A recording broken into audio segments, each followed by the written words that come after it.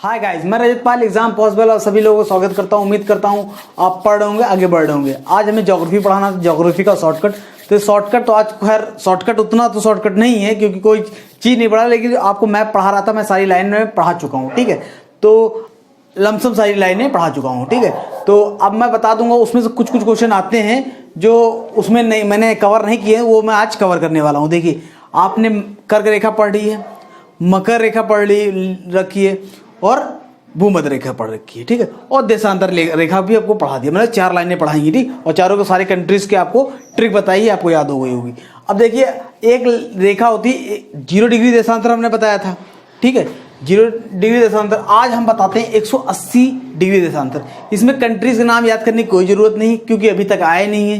जब आगे आ जाएंगे, एक आध क्वेश्चन, एक क्वेश्चन भी आ गया तो मैं पूरा उसका ट्रिक बनाऊंगा। ठीक है, वैसे अभी आए नहीं है तो मैंने ट्रिक बनाया भी नहीं है। ठीक है, मैंने कभी क्वेश्चन देखा नहीं। ठीक है, तो पहले अब मैं आपको बता देता हूं, ये हमारी कर्क रेखा है मान लीजिए। ठीक है, ये हमारी मकर रेखा है और ये हमारी भूमध्य रेखा है। ठीक है, और ये हमारी 0 डिग्री देशांतर है। ठीक, ये जो काटती है, ये भी क्वेश्चन आ चुका है, कहां पर काटती है। एक देश है, वो है अल्जीरिया। अल्जीरिया, ठीक है, ये है कर्क रेखा, कैंसर। ये भूमध्य रेखा, इसको कहते हैं इक्वेटर। ठीक, इसको कहते हैं ट्रॉपिक ऑफ कैप्रिकॉर्न, मतलब कैप्रिकॉर्न मतलब मकर रेखा। ठीक, इनको जो काटती हैं ये तीनों, यहाँ जो इंटरसेक्ट करती है, कहाँ पर, ये अल्जीरिया में करती है। ये कहाँ पर करती है, ये करती है गिनी की खाड़ी में। गिनी की खाड़ी। ठीक है, और यहां पर ये अटलांटिक महासागर। ठीक, अटलांटिक महासागर भूलना नहीं चाहिए आपको, अटलांटिक महासागर। ये अटलांटिक महासागर पे आपको काटती। ठीक, ये आपको पता होना चाहिए, इसलिए हमने बता दिया। ये क्वेश्चन आता है, अल्जीरिया पे एक देश है, बाकी एक गिनी की खाड़ी है और एक अटलांटिक महासागर। महासागर नाम पता ही है, वो आपको अटलांटिक महासागर दूसरा सबसे बड़ा है, और इसके बारे में तो बताने की और याद करने की कोई ट्रिक नहीं होनी चाहिए, आपको पता होना चाहिए। ठीक है, और ये हमारा थैला कहाँ गया, मैला ये है। ठीक है, ये क्वेश्चन ये हो गया। दूसरा होता है 180 डिग्री देशांतर। देखिए, जो 0 डिग्री देशांतर था वो हमें वो बताता है, समय बताता है। समय मतलब 1 घंटा, 2 घंटा, 4 घंटा। ठीक है, और वो जो बताता है 180 डिग्री देशांतर जो है वो हमें बताता है दिन। ठीक, आज देखिए 180 देशांतर, पहली बात तो आपको 2-4 चीज बेसिक बता दूं उसमें, जो सीधे सीधे आपको पता होना चाहिए। 4 जगह मुड़ती है, ये सीधी रेखा नहीं है, 4 जगह मुड़ती है। ठीक है, और किस किस सागर से गुजरती है ये भी आपको पता होना चाहिए। किस किस कंट्री से, 13 कंट्री से गुजरती है। 13 कंट्री से गुजरती है, आप नेट में सर्च कर लीजिएगा, 13 कंट्री से गुजरती है। लेकिन आपको ये जरूर पता होना चाहिए कि 180 देशांतर किस किस सागर में मुड़ती है। ठीक है, मतलब कि 4 जगह मुड़ती है, ये पता होना चाहिए, और किस किस सागर से गुजरती है। तो आपको सागर नाम बता दे रहा हूँ, ट्रिक है ABC, और एक प्रशांत महासागर तो जानते ही है, प्रशांत। ठीक, प्रशांत महासागर तो आपको याद ही रहेगा, कोई दिक्कत नहीं। ABC कभी कभी आदमी भूल जाता है, कहाँ से, आर्कटिक ओशियन, आर्कटिक सागर। ठीक है, और ये क्या है, बेरिंग सागर, और ये क्या है, चूकी। अब हिंदी में लिख दे रहे हैं, चूकी सागर।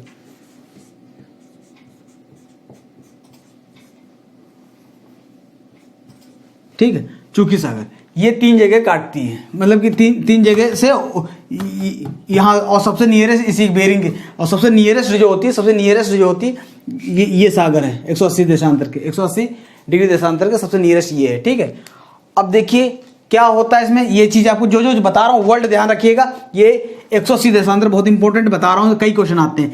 एक होता है आर्कटिक महासागर से, बेरिंग सागर से, चुक्की सागर से गुजरती है, और प्रशांत महासागर से भी गुजरती है। 4 सागर ये याद होने चाहिए आपको, न याद हो ABC, प्रशांत तो याद ही रहेगा क्योंकि दुनिया का सबसे बड़ा महासागर यही है, प्रशांत महासागर। ठीक है, और इसमें क्वेश्चन ये भी आता है, ये नोट कर लिया आपने, नोट कर लिया होगा। अगर आप, ये होता है पूरब, ईस्ट वेस्ट, ठीक। अगर आप इधर जाएंगे, वेस्ट से ईस्ट की तरफ जाएंगे, तो आपको एक दिन का नुकसान होगा, एक दिन का नुकसान होगा। अगर आप इधर जाएंगे, एरो देख लिया, एरो लगाया, तो एक दिन का फायदा होगा, एक दिन का, एक डे का फायदा होगा, ठीक है। इधर जा रहे हैं, एक दिन का नुकसान हो रहा है, इधर जा रहे हैं तो एक दिन का फायदा हो रहा है। समझ में आ गया आपको? ये हो गया एक चीज, ये सारे पॉइंट बना के लिख लीजिए आप। और दूसरा, जो ये पृथ्वी होती है, इसमें जो ये होती है, इसको देशांतर कहते हैं, ये तो आपको पता होना चाहिए। जो दो देशांतर के बीच की दूरी होती है, ये 4 मिनट या 1 डिग्री, ये 4 मिनट भी बोल सकते हैं, इसको 1 डिग्री में भी बोल सकते हैं, ठीक है।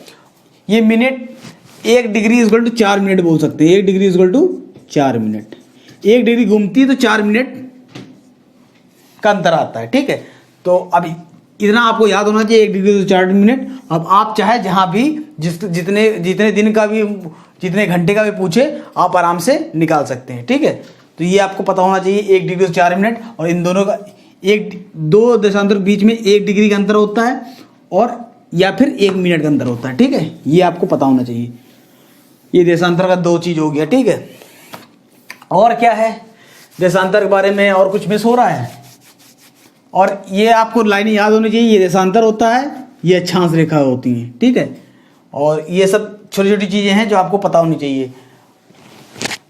0 डिग्री जो देशांतर होता है, वो हमें क्या बताता है?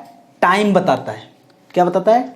टाइम बताता है। और 180 डिग्री देशांतर हमें वो बताता है दिन, मतलब दिन, कौन सा दिन है।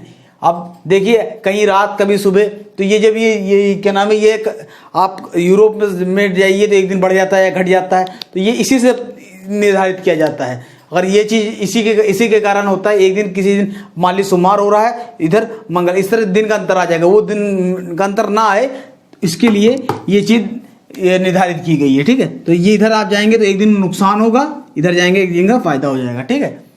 मतलब कि पश्चिम से पूरब की ओर जाएंगे एक दिन नुकसान, और पूरब से पश्चिम जाएंगे एक दिन का फायदा, ठीक है।